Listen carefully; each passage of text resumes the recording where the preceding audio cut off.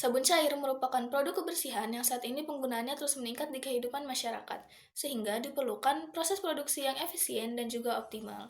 Salah satu bahan yang sering digunakan dalam pembuatan sabun cair ini adalah minyak kelapa, karena minyak kelapa memiliki kandungan asam lemak yang tinggi dan juga mudah untuk melakukan reaksi saponifikasi dengan NaOH dan juga KOH. Dalam proses industri, laju reaksi dipengaruhi oleh suhu dan juga konsentrasi basa yang digunakan. Dengan meningkatkan kedua hal tersebut, memang dapat meningkatkan laju reaksi, namun memiliki potensi untuk mengurangi kualitas produk yang dihasilkan dan juga meningkatkan biaya produksi. Sehingga diperlukan analisis kinetika reaksi agar proses saponifikasi dapat berlangsung secara efektif, efisien, dan juga dapat menghasilkan produk sabun yang berkualitas baik. Selanjutnya adalah rumusan masalah. Yang pertama adalah bagaimana pengaruh konsentrasi awal dan juga suhu reaktor terhadap konversi minyak menjadi sabun. Yang kedua adalah bagaimana kondisi operasi optimum waktu dan suhu yang paling efisien untuk diterapkan di skala industri. Kemudian yang terakhir adalah bagaimana mekanisme reaksi saponifikasi minyak kelapa pada pembuatan sabun cair. Kemudian ada tujuan, yaitu yang pertama adalah menganalisis pengaruh konsentrasi awal dan juga suhu reaktor terhadap konversi minyak kelapa menjadi sabun cair. Yang kedua adalah menentukan kondisi operasi optimum waktu dan suhu yang paling efisien untuk reaksi saat diterapkan pada skala industri. Kemudian yang terakhir adalah menjelaskan mekanisme reaksi saponifikasi minyak kelapa pada pembuatan sabun cair. Kemudian ada dua manfaat. Yang pertama adalah manfaat teoritis, yaitu hasil analisis ini diharapkan dapat memberikan manfaat yang berfokus pada kinetika reaksi saponifikasi minyak kelapa, khususnya pada penentuan kondisi optimum suhu dan konsentrasi reaktan terhadap konversi minyak kelapa menjadi sabun. Kemudian yang kedua adalah manfaat praktis, yaitu pembahasan ini diharapkan dapat memberikan informasi mengenai apa saja faktor-faktor yang mempengaruhi laju reaksi saponifikasi minyak kelapa, sehingga dapat dijadikan referensi dalam pengembangan proses produksi sabun cair yang lebih efisien, efektif, dan juga menghasilkan kualitas produk yang baik. Selanjutnya ada mekanisme reaksi secara molekular. Sebelumnya izin memperkenalkan diri, nama saya Rasya Wijanjaki dengan NIM 2511482. Nah, pada tahap awal reaksi secara molekular itu adalah serangan nukleofilik hidroksida atau amin dari NaOH yang menyerang atom karbon pada gugus ester dalam trigliserida. Nah, karbon ester ini bersifat elektrofilik karena terikat pada oksigen yang elektronegatif, sehingga rentan terhadap serangan nukleofilik. Yang kedua adalah pembentukan intermediate tetrahedral. Serangan OH- menghasilkan intermediate tetrahedral, di mana karbon pusat terikat pada gugus alkoksi, gugus hidroksil, dan juga gugus asil.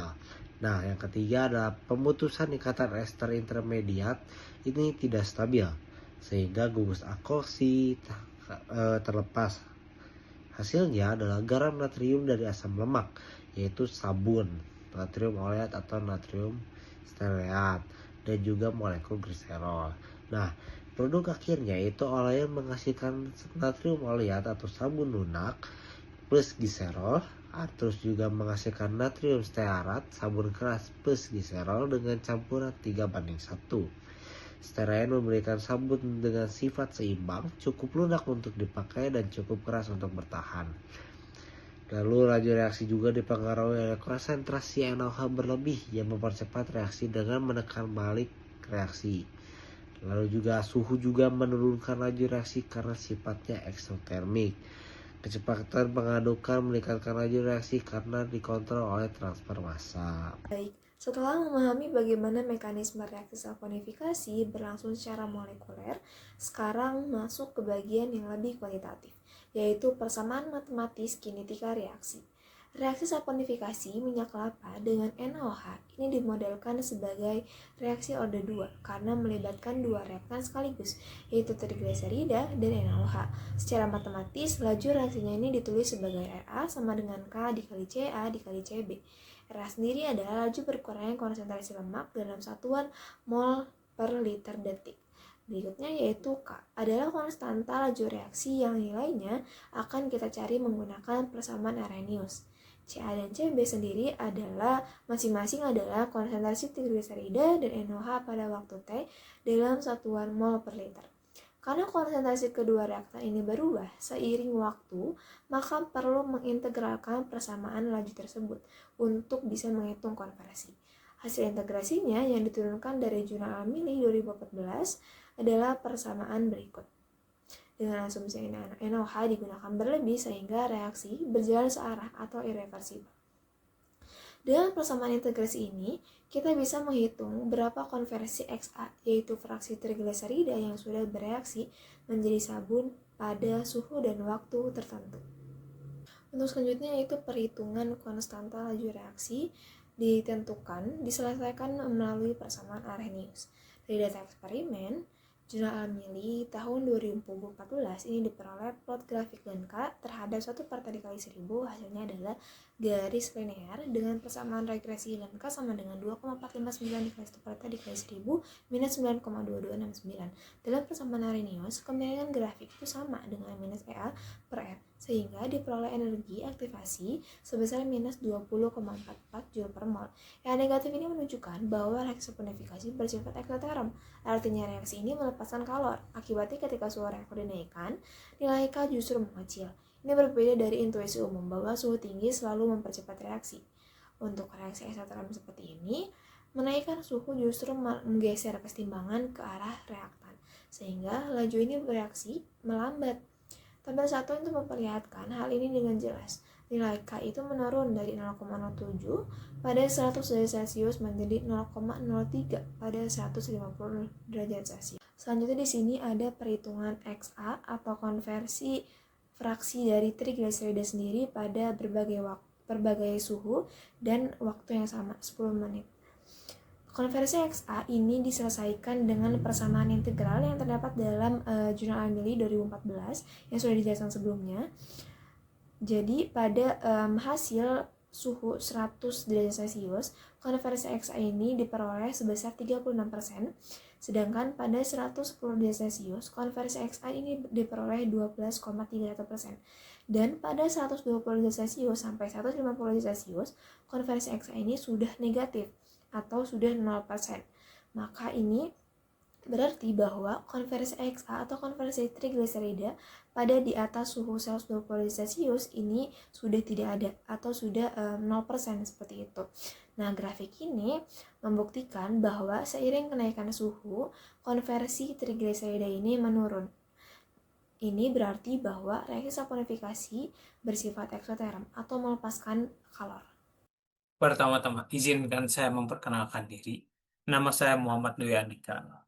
Saya dari kelompok 6. Di sini saya akan menjelaskan analisis pengaruh suhu reaktor dan pengaruh dari konsentrasi NaOH terhadap nilai konversi minyak menjadi sabun. Jadi di sini dapat dilihat pada slide 14 ketika suhu 100 derajat Celcius dan persen konsentrasi NaOH berlebihnya itu pada 50%, bisa dilihat bahwa dari data yang didapatkan untuk konversi minyak menjadi sabunnya dimulai dari 0 pada waktu 0 menit.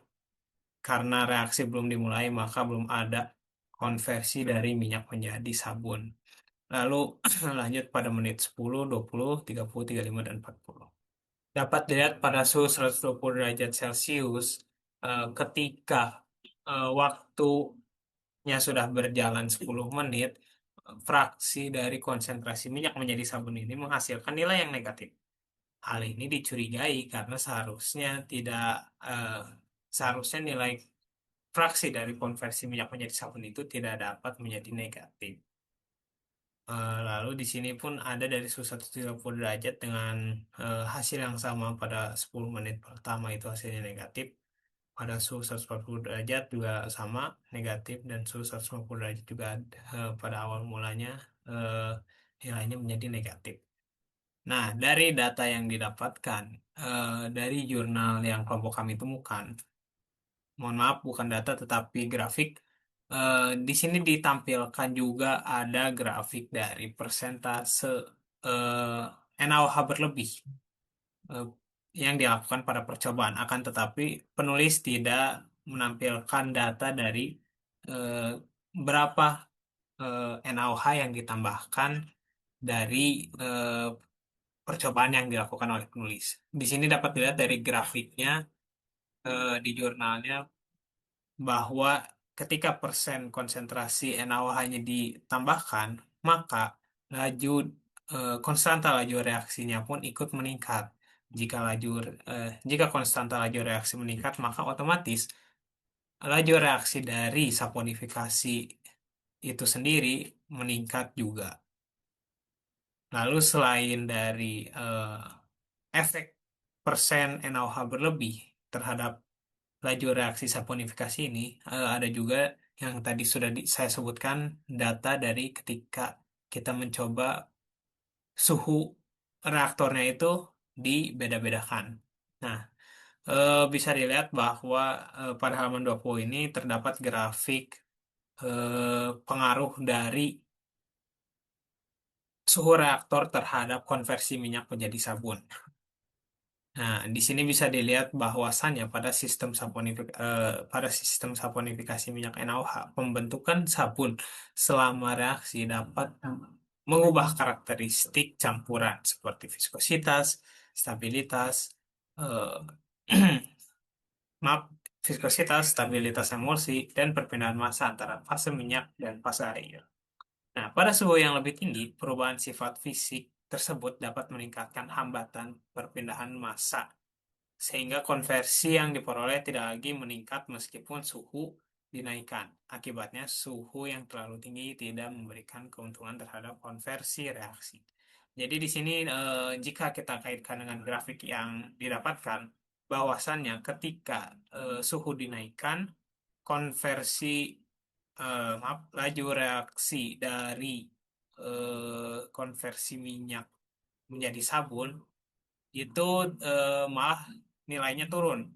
Padahal secara teoritis ataupun yang diharapkan ketika suhu dinaikkan maka laju reaksinya pun ikut meningkat. Nah, hal ini tuh dicurigai bahwasannya yang ditulis oleh penulis jurnalnya itu adalah bukanlah suhu suhu mempengaruhi laju reaksi, akan tetapi suhu mempengaruhi perpindahan massa. Jadi penulis jurnal mengaitkan grafik ini dengan sifat eksotermis reaksi saponifikasi dan menyimpulkan bahwa proses lebih dipengaruhi oleh perpindahan massa dibandingkan oleh kinetika reaksi intrinsik. Jadi yang bisa saya sampaikan bahwasannya persen NaOH berlebih di sini mempengaruhi dari laju reaksi, sedangkan untuk suhu reaktor sendiri ketika dinaikkan seharusnya didapatkan laju reaksi yang meningkat juga. Akan tetapi dari perhitungan yang dilakukan bukannya meningkat ketika peningkatan suhu reaktor, malah laju reaksi ini terus menurun. Kita akan fokus pada dua parameter yang menentukan efisiensi pabrik. Yang pertama ada suhu, yang kedua ada waktu reaksi. Mari kita bahas suhu terlebih dahulu. Menurut penelitian pada tahun 2018, suhu yang direkomendasikan itu sekitar 85 derajat Celcius, di mana pada suhu ini viskositas bahan baku minyak kelapa ini turun drastis. Nah, ketika minyak kelapa ini menjadi encer, maka molekul trigliserida ini akan bergerak bebas dan berinteraksi dengan optimal dengan larutan alkali. Suhu 85 derajat Celcius ini posisinya berada di bawah titik di air, di mana dalam skala industri, pengoperasian pada suhu di bawah titik di air ini sangat menguntungkan karena tidak perlu mendesain reaktor yang bertekanan tinggi akibat uap air. Dari sudut pandang efisiensi energi dalam skala pabrik, pengoperasian pada suhu 85 derajat Celcius ini lebih hemat dibandingkan pengoperasian pada suhu 100-150 yang dilakukan oleh Almili pada tahun 2014. Karena hal ini otomatis memotong biaya utilitas pabrik secara signifikan. Selanjutnya, mari kita bahas variabel kedua, yaitu waktu reaksi. Menurut penelitian, waktu reaksi yang direkomendasikan itu sekitar 2,5-3 jam. Rentang waktu ini memberikan konversi yang cukup tinggi, serta menjaga kualitas produk akhir, seperti stabilitas warna dan juga aroma yang tidak rusak. Selanjutnya, fleksibel disesuaikan dengan jenis reaktor yang digunakan. Jika di laboratorium kita memakai sistem batch, maka di industri kita menggunakan CSTR. Agar penentuan waktu tinggal di dalam CSTR ini akurat, pada penelitian Amili tahun 2014 menyarankan kita untuk menerapkan model matematika kinetika orde kedua. Saya Indah Nurlela dengan NIM 2501483 akan melanjutkan pemaparan mengenai kesimpulan dan saran. Baik, untuk kesimpulan kami akhirnya menyimpulkan gitu untuk 3 poin utama. Yang pertama adalah kenaikan suhu reaktor justru menurunkan konversi minyak secara drastis. Nah, konversi tertinggi sebesar 36% dicapai pada suhu 100 derajat Celcius dalam 10 menit. Namun, mendekati 0% pada suhu di atas 120 derajat Celcius. Hal ini terjadi karena reaksi saponifikasi bersifat eksoterm dengan energi aktivasi negatif. Nah, di sisi lain, konsentrasi NaOH yang lebih tinggi terbukti efektif mendorong kesetimbangan ke arah produk dan mencegah reaksi balik. Kedua, kondisi paling efisien untuk skala industri adalah pada suhu 85 derajat Celcius selama 2,5 hingga 3 jam. Suhu ini dipilih karena menjaga viskositas minyak tetap rendah, sekaligus untuk menghemat biaya energi utilitas pabrik karena berada di bawah titik didih air. Ketiga, reaksi pembuatan saponifikasi sabun cair ini mengikuti hukum kinetika orde 2 dalam fase cair homogen dengan mekanisme yang berlangsung melalui 4 tahap: serangan nukleofilik ion OH-, pembentukan intermediat tetrahedral, pemutusan ikatan ester, hingga pembentukan produk sabun secara searah. Kemudian, di slide selanjutnya, kami mengajukan 3 saran untuk pengembangan penelitian dan penerapan industri ke depannya. Saran yang pertama adalah validasi eksperimental pada skala pilot plant, khususnya pada rentang suhu 80 hingga 90 derajat Celcius. Untuk apa? Untuk memastikan hasil kajian ini dapat direplikasi secara langsung di lapangan.